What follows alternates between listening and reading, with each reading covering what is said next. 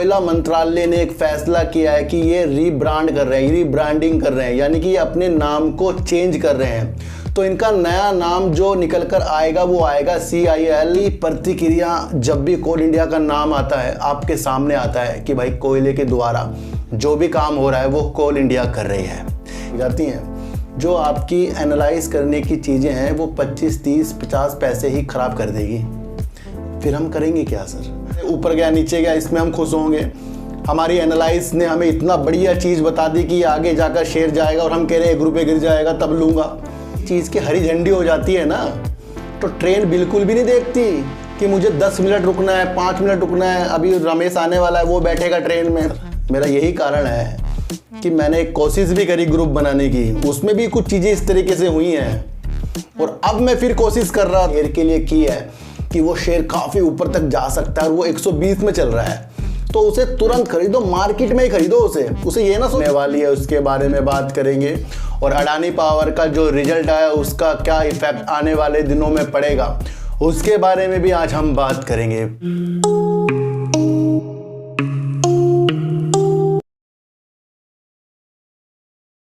नमस्कार, मैं स्वागत करता हूं आपका अपने ही चैनल पर जिसका नाम है सार्थक बाजार से।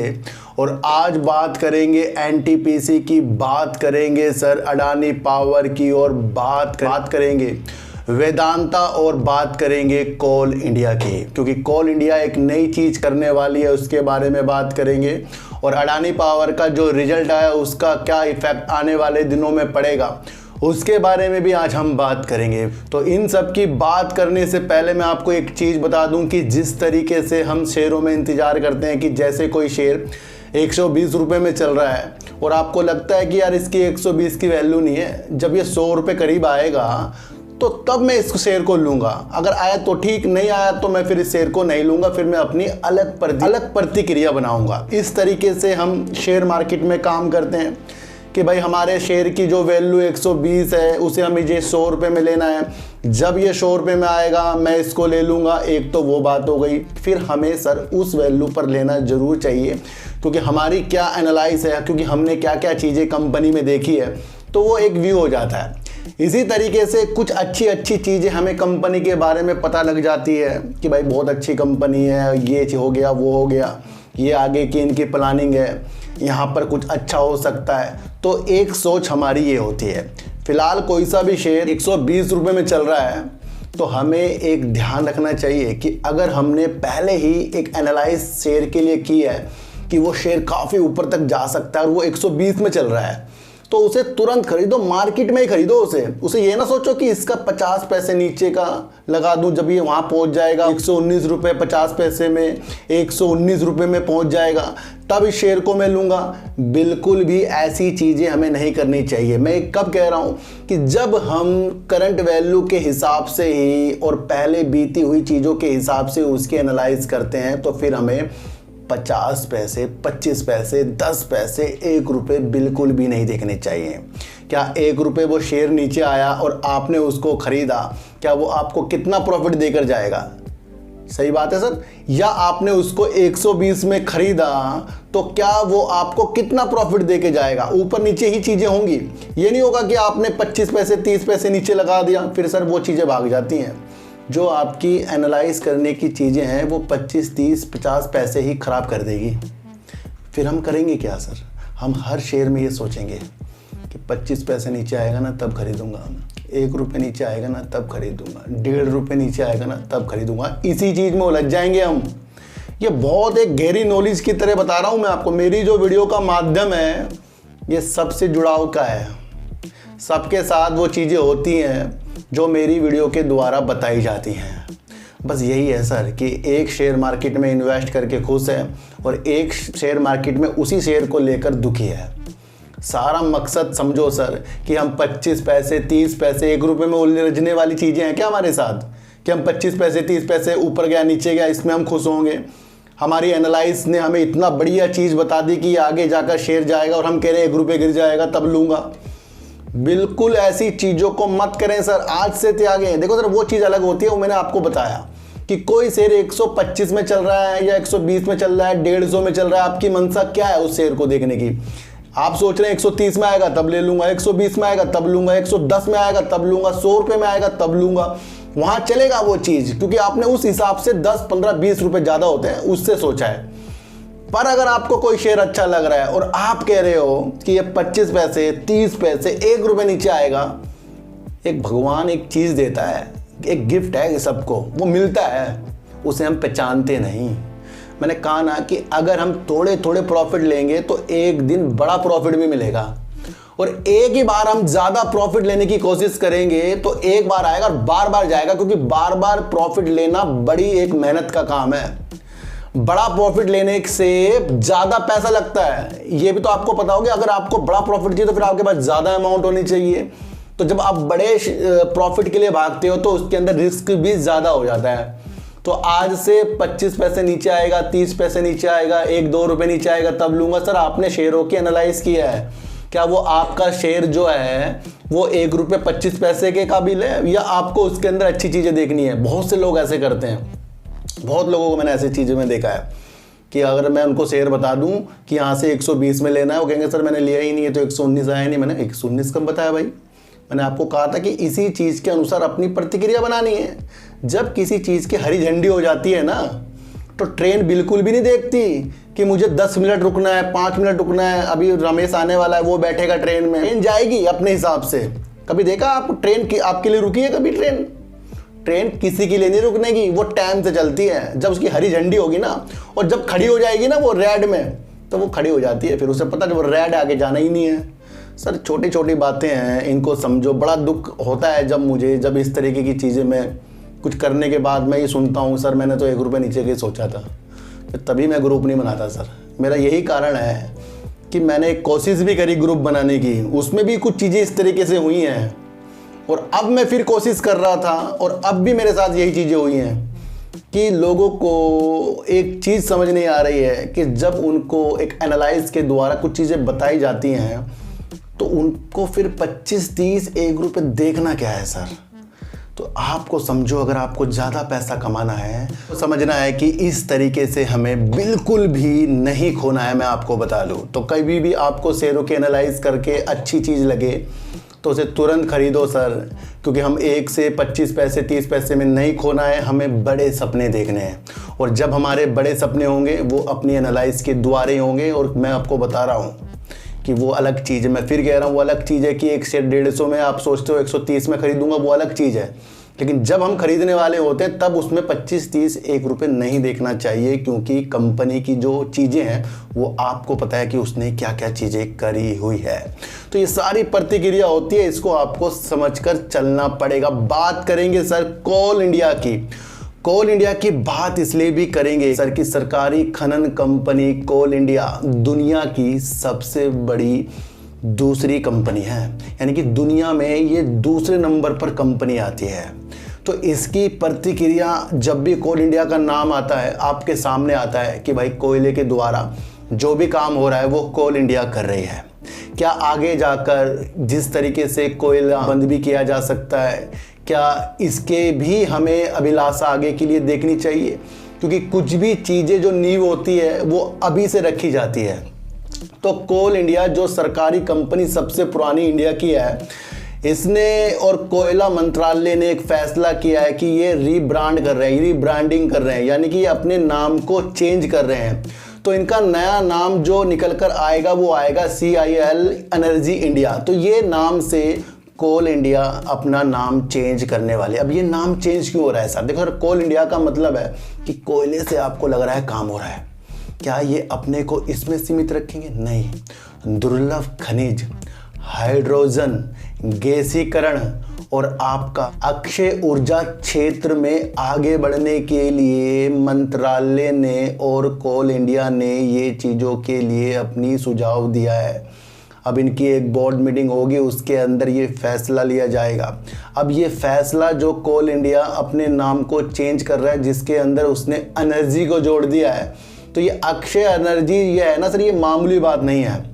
देश जब भी नवीनीकरण ऊर्जा की तरफ बढ़ रहा है तो वो वहाँ पर देखने को एक चीज़ मिली है कि इसी तरीके से एनटीपीसी ने भी अपनी एक सहायक कंपनी भी लाई है जिसका नाम है एनटीपीसी ग्रीन एनर्जी। सर ये कंपनी एनटीपीसी ने ग्रीन एनर्जी के क्षेत्र के लिए अपनी अभिलाषा देखी थी। अभी हाल ही में आपको एसजेवीएन हो गया, आरईसी हो गया, पीएफसी हो गया, वो भी अपने को नवीनीकरण ऊर्जा में उतारने के लिए निरंतर काम कर रहे हैं। तो जब हमारी एक दिशा इस तरीके की लग रही है कि पहला काम से और ज़्यादा आगे की दिशा देखना, वो भी दुर्लभ जो खनिज होते हैं, हाइड्रोजन गैसीकरण और आपका अक्षय ऊर्जा में कंपनी अपने को बलवान करने के लिए कदम उठा रही है। देखो सर, ये न्यूज़ आपको बहुत छोटी लग रही होगी, लेकिन अगर आपका मनसा ग्रीन एनर्जी की तरफ है, ध्यान उस तरफ है, तो ये बहुत बड़ी न्यूज़ है। क्योंकि ये अपने नाम को चेंज इसलिए कर रहे हैं कि भाई कोयले के ऊपर ये डिपेंड नहीं रहना चाहती कोल इंडिया। तो कुछ लोग इस तरह से भी इस कंपनी को देखते थे कि आगे जाकर अगर जिस तरीके से वैश्विक स्तर में कोयले को बैन भी करने वाली चीज़ें के साथ आ रही हैं, कब ये बंद होगा, तो वो चीज़ें अगर निकल कर आई तो कोल इंडिया के लिए हम क्यों अब इतना ज़्यादा इसके अंदर इन्वेस्ट करें। सर देखो सर, कोल इंडिया जो शेयर है, मैंने इसके शेयर अभी तक एक बार भी नहीं लिए हैं, लेकिन मैं इसके शेयर लेने की जो चीज़ों की इंतज़ार कर रहा था, शायद वो यही न्यूज़ है जो इसको ग्रीन एनर्जी की तरफ बढ़ाती जा रही है। ये होल्डिंग वाला शेयर हो गया है। मैं आपको बता रहा हूँ, इस शेयर के साथ अपनी प्रतिक्रिया को जोड़कर चलो, क्योंकि न्यूज़ बहुत कुछ कह रही है। देश हो विदेश हो, ग्रीन एनर्जी की तरफ बढ़ रहा है ना, तो जब ये दुनिया की दूसरी कंपनी इस तरीके से दुर्लभ खनिज, हाइड्रोजन ऊर्जा, अक्षय ऊर्जा की तरफ बढ़ेगी, तो क्या ये छोटा काम करेगी? क्योंकि ये तो दुनिया की दूसरी कंपनी है ना, तो उस लेवल पर काम करेगी जिस लेवल पर ये अपने क्षमता को अपने नाम के द्वारा अच्छा कर सके। जितनी भी छोटी कंपनियां होती हैं ना, जैसे सुजलॉन हो गया, जेपी पावर हो गया, ये कंपनियां जो हैं इनके पास इतना ज़्यादा धन भी नहीं है। देखने को मिला कि सुजलॉन एनर्जी ने जिस तरीके से अभी आपको QIP के माध्यम से धन जुटाने वाली बातें की हैं, तो उनके पास इतना पैसा भी नहीं है, लेकिन इस तरीके की कंपनियों के पास ज़्यादा है। और अभी फिलहाल कोयले से कोई प्रॉब्लम नहीं है, क्योंकि कोयला जो है डिमांड में है और अच्छी प्रगति कोल इंडिया उसमें कर रहा है। पर ये आगे की दिशा कोल इंडिया ने बना दी है, तो ये अपना नाम चेंज कर रहे हैं। छोटी छोटी बातों को बड़ी बड़ी तरीके से समझना पड़ता है सर। बारीकी समझिए कि कोयले से ग्रीन एनर्जी में उतरने की चीज़ों के साथ कोल इंडिया लग गया है। अब ये मकसद बन गया है शेयरों के साथ हमें प्यार करने वाला। ये वो शेयर हो गया है जो अपने को इस तरीके से नाम लाने के बाद पूर्णतया वो वर्क करके दिखाएगा जो अन्य कंपनियां ग्रीन एनर्जी में कर रही है। बहुत बेस्ट न्यूज़ निकल कर आ रही है। बात करेंगे वेदांता की। देखो सर, वेदांता सेमीकंडक्टर के वजह से फेमस हुआ, वहाँ पर इसने अपनी रफ्तार पकड़ी, फिर कई कारणों से फॉक्सकॉन से ये अलग हुआ, फिर ये अपनी प्रतिक्रिया भी अच्छी जता रहे हैं। क्या सेमीकंडक्टर वाली चीज़ें स्टार्ट हुई हैं या स्टार्ट होंगी? आपको पता है वो स्टार्ट होंगी, लेकिन वो आगे की मंशा है। उसके अंदर भी आपको वेदांता अच्छी तरीके से देखना चाहिए। 18 रुपये की गिरावट वेदांता ने आज की। कुछ लोगों को ये बेकार लगा, कुछ निवेशक जो हैं लंबी दूरी का सपना इसके अंदर बनाकर बैठे हैं। वो है सर सेमीकंडक्टर का। और उससे पहले अगर कंपनी के ऊपर कर्ज हो तो कंपनी के मालिक अपनी हिस्सेदारी को बेचकर भी कुछ पैसे जुटाएंगे। तो ये एक बैड न्यूज़ निकल कर आ गई है कि अनिल अग्रवाल जी की एक इकाई है जिसका नाम है ट्विन स्टार होल्डिंग्स, उसका कर्ज चुकाने के लिए वो अपनी होल्डिंग जो है ना वेदांता लिमिटेड से 4.3% की कम करने वाले हैं। यानी कि 4.3% वो अपनी हिस्सेदारी वेदांता लिमिटेड से बेच रहे हैं। अभी वेदांता कंपनी में अनिल अग्रवाल प्रमोटर की होल्डिंग जो है 68.11% की है सर। तो उसे ही देखते हुए ये अपने कर्ज को निपटाने के लिए ये इस तरीके से इन्होंने एक हाथ बढ़ाया है, जो निगेटिव तो है क्योंकि प्रमोटर की हिस्सेदारी बिक रही है। और जब प्रमोटर की हिस्सेदारी इसलिए बिक रही है कि वो आने वाले जो कर्ज हैं, इनके ऊपर लोन है, उनके आगामी जो महीने हैं उसमें भुगतान की तिथियां होंगी। तो उससे निपटने के लिए इन्होंने ये कदम उठाया है, जो $50 करोड़ का ये इस तरीके की हिस्सेदारी बेचकर काम कर रहे हैं। इससे पहले इनकी एक वेदांता रिसोर्सेज है जो लंदन के में स्थित है, इनकी कंपनी है, तो उसका कर्ज उतारने के लिए भी काफ़ी कदम उठाए गए थे। तो यहाँ देखने को एक मिला है कि कंपनी कितनी बड़ी हो, कर्ज तो उनके ऊपर ज़्यादा है, और अब इस होल्डिंग को बेचने का मकसद ये निगेटिव है। देखो सर, एक चीज़ बताएं आपको कि अगर मैं अपनी होल्डिंग को बेच रहा हूँ इस वजह से कि मुझे बहुत आगे की प्रगति के लिए काम करना है, तो वो बेस्ट है। और अगर मैं अपनी होल्डिंग को इसलिए बेच रहा हूँ क्योंकि आने वाले दिनों में, महीनों में कि कुछ भुगतान की तिथियां आएंगी जिसके अंदर पैसा देना है, तो उसके वजह से ये अपना पैसा देने के लिए, कर्ज से निपटने के लिए चीज़ें कर रहे हैं। फिर कंपनी ने मार्च 2022 में एक ऐलान किया था कि वो वित्त वर्ष 2023-24 में अपनी जितनी भी कर्जे हैं उसको शून्य कर लेंगे। तो इस तरीके से वो अपने कर्ज को शून्य कर रहे हैं अपनी होल्डिंग को बेचकर। अभी भी वेदांता के पास कई विकल्प हैं कि वो अपनी कुछ चीज़ें बेचकर कर्ज उतार सकता है, जैसे कि हिंदुस्तान जिंक, उसके अंदर भी वो अपनी होल्डिंग को गिरवी रखने की चीज़ों के साथ निकला है। तो ये सारी चीज़ें आपको समझनी है कि वेदांता हाल ही के शेयर के साथ नहीं है। मैंने जितनी भी वीडियो वेदांता के ऊपर बनाई थी तब ये अच्छी बुलंदी की तरफ था, और बीते दिनों जिस तरीके से सेमीकंडक्टर में मैंने आपको कहा था कि जब इसका समय आएगा तब तेजी के संकेतों के साथ मिलेगा। फिर मैंने उससे पहले आपके लिए बताई थी, मैंने कहा ये शेयर जो है ना, इस तरीके से ही जब कर्ज की चीज़ों के साथ होते हैं तो नीचे की तरफ आ जाते हैं।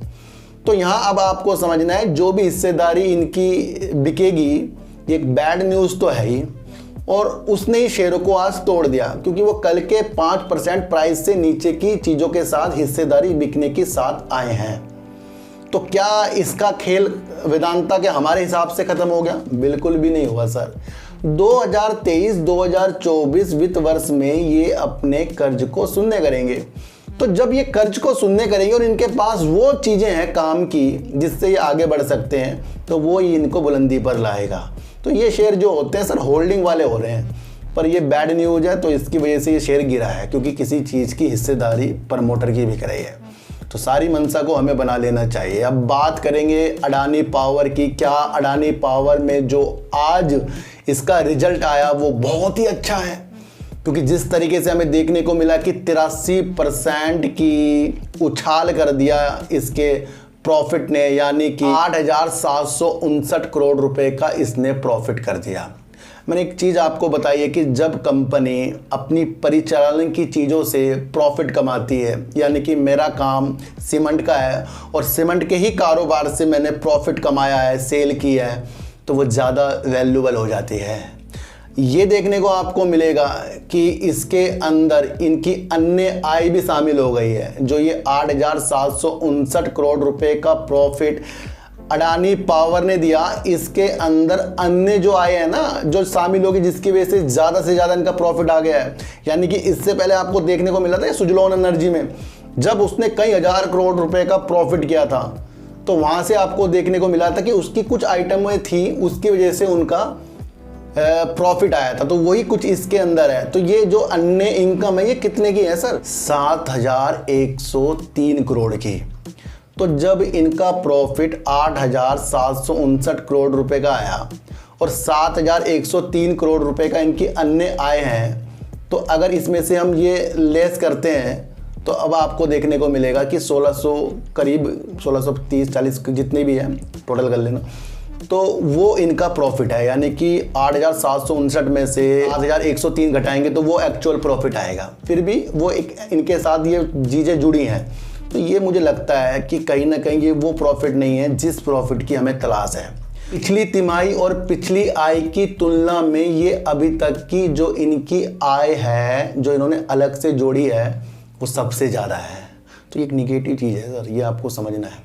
फ़िलहाल आपको 14 अगस्त का इसका इंतज़ार करना है, क्योंकि वहाँ पर चीज़ें निकल कर आ सकती हैं। मुझे नहीं लगता कि ये चीज़ें इसके अंदर बहुत तेज़ी के संकेतों के साथ ला रही हैं, परिचालन जहां इनका यानी कि जहां इनकी आय इस बार 11,000 करोड़ रुपए करीब की हुई है, इससे पिछले साल इसी तिमाही में 13,723 करोड़ रुपए की हुई है। और जब इनकी सेल्स जब 13,723 करोड़ रुपए की हुई थी तो उसके अंदर प्रॉफिट कितना था सर? 4,780 करोड़ रुपए का था, जब 13,000 करोड़ रुपए करीब की इनकी सेल हुई थी। और इस बार 11,000 करोड़ रुपए करीब की सेल हुई है तो प्रॉफिट 8,759 करोड़ रुपए हो गया। ये औचित्य नहीं है सर कि सेल कम हो या प्रॉफिट ज़्यादा हो गया। ये कभी देखने को मिला कि आपकी कोई दुकान है, आपने सेल कम कर दी और प्रॉफिट ज़्यादा हो रहा है? ये क्या हो गया भाई? ये चीज़ें आपको समझनी पड़ेगी, क्योंकि आपने कहीं ना कहीं अपनी दुकान के अंदर से कुछ वो सामान को निकाला है जो टूट फूट की चीज़ों के साथ था। कुछ चीज़ें ऐसी थी जो बेचकर पड़ी थी आपके पास, आपने उसे बेच दिया, इसलिए आपका प्रॉफिट आ गया। तो अभी इसके अंदर आपको प्रॉफिट की वजह से शेयर को नहीं लेना है, बल्कि आगे की दिशा जिस तरीके से बांग्लादेश हो, श्रीलंका हो, यहाँ पर ये चीज़ें जो की हैं वो अब आपकी अगले बार की जो भी क्वार्टर आएंगे उसके अंदर वो चीज़ें निकल कर आ सकती हैं। तो यहाँ पर 2024 और 2025 का अडानी पावर शेयर बन रहा है। सुजलोन एनर्जी ने भी जब इस तरीके का इतना ज़्यादा प्रॉफिट दिया था तो उसने भी कुछ हलचलें नहीं दिखाई थी। एक्चुअल चीज़ें जो हैं वो एक्चुअली होती हैं। प्रॉफिट एक्चुअल चीज़ के अनुसार हो रहा है, काम के अनुसार हो रहा है, तो वो ज़्यादा वैल्यूबल रखता है। तो यहाँ पर वो चीज़ें हमें अडानी पावर में देखने को नहीं मिली जिस चीज़ की उम्मीद थी। काफ़ी लोग जो है 83% का इसने उछाल कर दिया प्रॉफिट में, इससे उछल गए होंगे। सर अगर ये न्यूज़ इतनी अच्छी होती तो ये चलती हुई मार्केट में न्यूज़ आई थी कि ये 83% का इन्होंने ग्रोथ कर दी प्रॉफिट में, तो इसके अंदर अपर सर्किट आज ही क्यों नहीं लगा? मतलब आज ही ये 25-30 रुपए क्यों नहीं भागा? ये सोचने का विषय है, क्योंकि ये चलती मार्केट में आई ना। क्योंकि कुछ लोग निवेशक जो है ना बड़े बड़े खतरनाक हैं, मतलब सोचने की उनकी चीज़ें बड़ी खतरनाक हैं। चाहे वो ऑपरेटर हो, जो ऑपरेटर है उसे भी पता है कि वो चीज़ नहीं है इसके अंदर जिस चीज़ की वजह से ये प्रॉफिट आया है। तो अगर इसके अंदर बहुत अच्छी चीज़ इस प्रॉफिट इस रिजल्ट में होती, आज ये आपको धमाके दिखा देता। फिर भी अपना प्रॉफिट अपना होता है सर। आने वाले दिनों में क्या इसके अंदर और परियोजनाएं जुड़ती हैं, कुछ अच्छी चीज़ें होती हैं, उस पर ये शेयर टिकेगा। फिलहाल आपको अभी इसके रिजल्ट से ज़्यादा खुश नहीं होना, ये आपको समझकर चलना पड़ेगा। तो सारी प्रक्रिया को आपको अपने अनुसार बनानी चाहिए। कोल इंडिया अब IL एनर्जी इंडिया के नाम से आगे जानी जाएगी, और एनर्जी शब्द इसके नाम पर जुड़ना ये दर्शा रहा है कि ग्रीन एनर्जी और दुर्लभ खनिज जो चीज़ें होती हैं उसके अंदर हाइड्रोजन में ये बेस्ट वर्क करने के लिए, सिर्फ कोयले पे सीमित ना रहने के लिए ये काम कर रही है। और इससे हमें कोल इंडिया मजबूत लग रहा है, क्योंकि ये उस क्षेत्र में दौड़ेगी जो ग्रीन एनर्जी में अन्य कंपनियां दौड़ रही हैं। NTPC जिस तरीके से कंपनी है, उसने भी अपनी एक नई कंपनी जिस तरीके से एनर्जी चीज़ के लिए बनाई थी, तो वो NTPC ग्रीन एनर्जी उनकी एक कंपनी है, वो ज़्यादा से ज़्यादा ग्रीन एनर्जी पे काम कर रही है। और उसी तरीके से कोल इंडिया ने अपनी आगे की चीज़ों को देखकर आज जो डिसाइड किया है बहुत महत्वपूर्ण चीज़ है, और आपको समझना है ये दुनिया की दूसरी सबसे बड़ी कंपनी है। तो जब दूसरी सबसे बड़ी कंपनी है तो इसके अंदर क्षमताएं छोटी कंपनियों से ज़्यादा होगी, ये आपको समझकर चलना पड़ेगा। वेदांता ने अपनी होल्डिंग बेचने की जो प्रक्रिया बनाई ये वाकई एक निगेटिव है, लेकिन उससे वो अपना कर्जा उतार रहे हैं। वो किसी काम पे नहीं लगाएंगे, अपने कर्जे उतारने के लिए लगाएंगे। तो ये इसलिए कुछ लोगों को निगेटिव लग रहा होगा, लेकिन लक्ष्य वित्त वर्ष 2023-24 के जो हैं अपने कर्ज को शून्य करने के हैं। और आगामी जिस तरीके से सेमीकंडक्टर वाली चीज़ों के साथ ये आएगा तो वहाँ पर इसके अंदर बेहतरीन संकेत है। ये होल्ड करने वाला शेयर है, क्योंकि समय समय पर कोई भी शेयर आपके दिल तोड़ सकता है। अडानी पावर ने जिस तरीके से अपना प्रॉफिट इतना ज़्यादा दिया, इसके अंदर कुछ आय जो है अन्य चीज़ों से है, वो मुझे अच्छी नहीं लग रही है, क्योंकि अपनी चीज़ें अपनी होती है। तो थोड़ा सा अडानी पावर में रिजल्ट की वजह से ध्यान केंद्रित मत करना, प्रॉफिट पर अपना विशेष ध्यान देकर चलना, और 2024 और 25 की दिशा बनाना। और 2014 में सेबी क्या करता है उस पर ही इनकी सारी चीज़ें दिखेंगी। तो ये सारी चीज़ों का आज का मकसद ये है कि हमें स्वच्छ न्यूज़ देखनी है, अपनी एनालाइज को अच्छा करना है, जो सच है उसको देखना है, जो अच्छा लगता है उसको समझना है और जो बुरा लगता है उसके बारे में नहीं सोचना है। और आपको समझना है कि जब भी आप अपना शेयर अपने द्वारा लेते हो, अपनी एनालाइज से लेते हो, तो फिर 25, 30, 1 रुपये नहीं देखना है। और अगर इंतजार करने वाली चीज़ें तो उसके अंदर 10, 20, 30 रुपये चीज़ें होती हैं कि भाई इतने नीचे आएगा तो करूँगा, तो वहाँ अलग चीज़ बन जाती है। तो सारी दिशा को बना लीजिए, सच्ची वीडियो देखिए, अच्छी वीडियो देखिए, तो सर चीटी को हटा दीजिए, गाय को रोटी दीजिए और अपने बच्चों को ज़्यादा से ज़्यादा प्यार कीजिए, क्योंकि बच्चे ही आपकी मासूमियत से किस्मत पलटेंगे। तो फिर मिलेंगे आपसे नई वीडियो के साथ, जब तक के लिए नमस्कार।